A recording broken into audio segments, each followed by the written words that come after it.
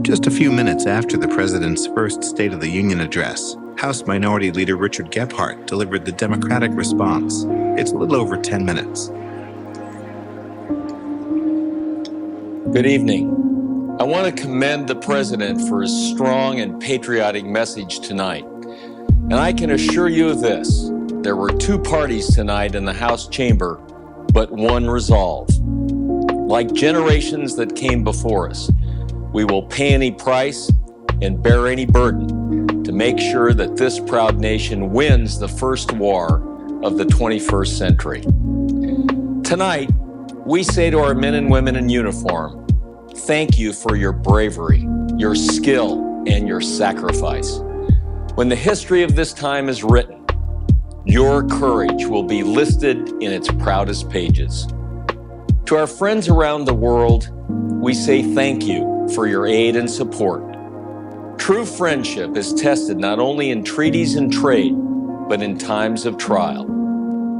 To our enemies, we say with one voice, no act of violence, no threat will drive us apart or steer us from our course to protect America and preserve our democracy. And make no mistake about it, we're going to hunt you down and make you pay. Now is not a time for finger pointing or politics as usual. The men and women who are defending our freedom are not fighting for the Democratic Party or the Republican Party. They're fighting for the greatest country that's ever existed on earth, the United States of America. As Americans, we need to put partisanship aside and work together to solve the problems that face us.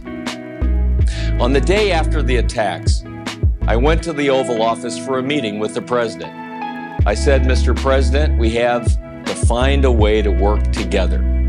I said, we have to trust you, and you have to trust us. Since that day, there's been no daylight between us in this war on terrorism. We've met almost every single week and built a bipartisan consensus that is helping America win this war. We also know that to defeat terrorism, our economy must be strong. For all the things that have changed in our world over the past 4 months, the needs of our families have not.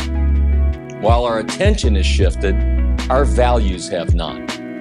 We know that real security depends not just on justice abroad, but creating good jobs at home, not just on securing our borders, but strengthening Social Security and Medicare at home, not just on bringing governments together, but creating a government here at home that lives within its means, cuts wasteful spending, and invests in the future. Real security depends not just on meeting threats around the world, but living up to our highest values here at home.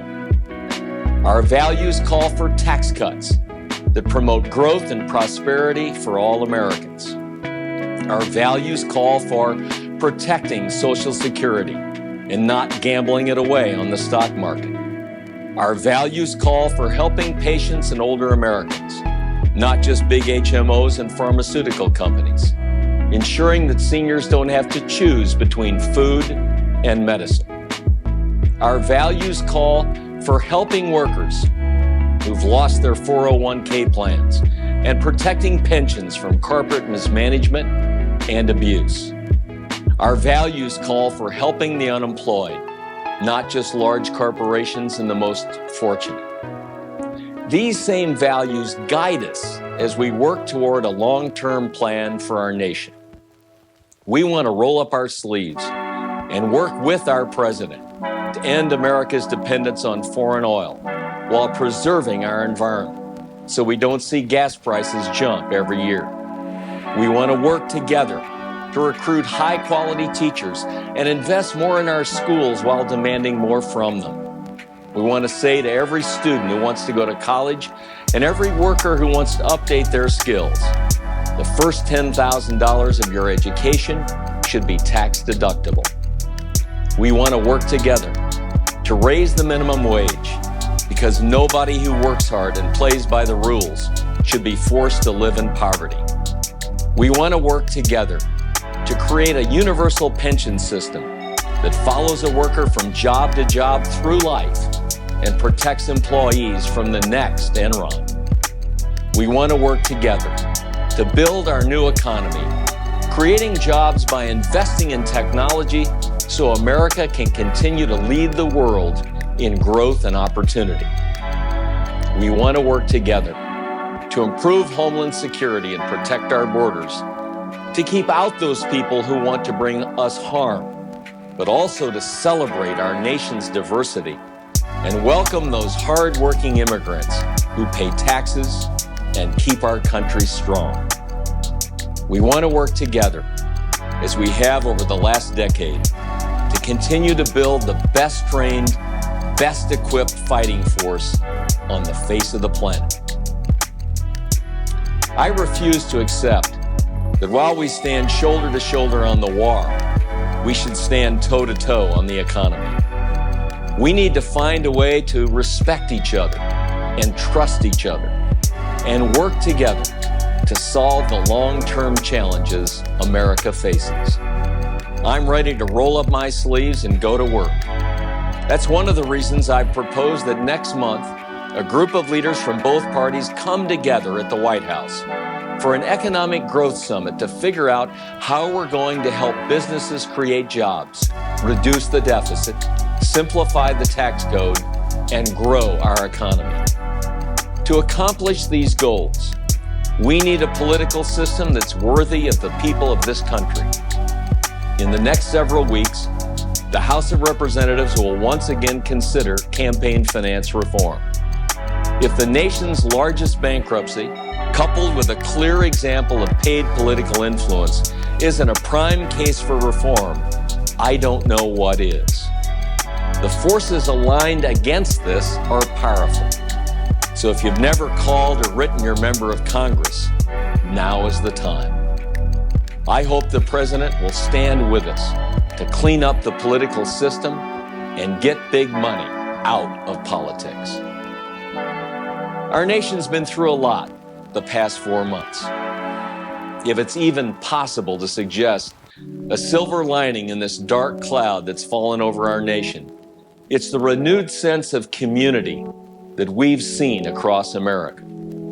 The more we're able to turn that renewed sense of purpose into a new call for service, to encourage more Americans, young and old, to get involved, join AmeriCorps, the Peace Corps, the military, or other endeavors, the more we're going to make our nation a model for all the good things that terrorists hate us for: hope, opportunity, and freedom. It was brought home to me how Americans are already answering that call when I spoke to a friend of mine who's the head of a postal union. Shortly after we learned of the anthrax threat, I asked him how he was doing. "Not well," he said. "We've lost 2 workers and some are sick." He said, "I went to New Jersey where they had some of the biggest problems. Because of anthrax, all the workers were working in a tent, exposed to the cold, hand sorting the mail." He said, "I thought I was going to get an earful, but when I asked for questions, a man stood up and said, 'I've been a postal worker for 30 years. We're here, and we're gonna stay here. And if we've got to be outside all winter, we're going to stay here. The mail is going out. The terrorists will not win.'" As one American said, "The terrorists who attacked us wanted to teach us a lesson. They wanted us to know them. But these attacks make clear they don't know us. They don't know what we'll do to defend freedom, and they don't know what they've started. But they're beginning to find out." As we look ahead to the future, we do so with the knowledge that we can never fully know what the men and women we lost on that day would have accomplished. We can never know what would have been the full measure of their lives, or what they would have contributed to our world if they had lived. But one thing is certain: it is up to all of us to redeem the lives they would have lived with the lives we live today. and to make the most of our time here on earth. Let us be up to that challenge. Thank you. God bless you, and God bless America.